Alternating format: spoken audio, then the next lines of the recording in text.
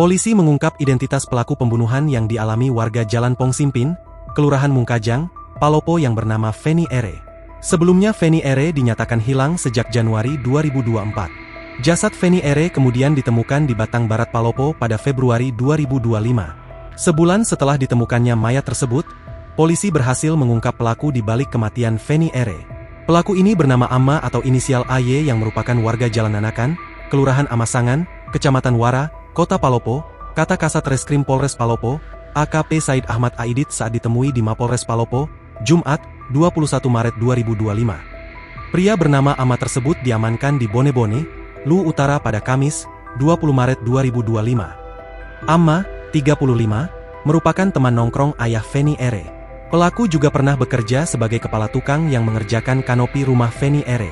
Ayah Feni Ere, Parman mengaku sangat tidak menduga pelaku pembunuhan anaknya adalah orang yang ia kenal baik.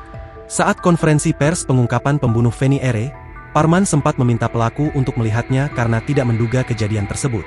Sementara itu, Kapolres Palopo, AKBP Safi Nafsikin saat konferensi pers di Mapolres Palopo pada Jumat, 21 Maret 2025, mengungkapkan motif pelaku melakukan aksi bejatnya.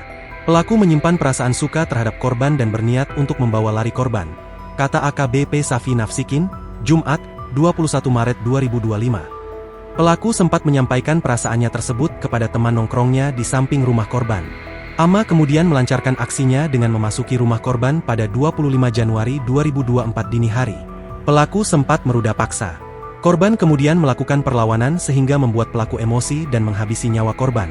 Jelasnya. Download Tribun X sekarang. Menghadirkan lokal menjadi Indonesia.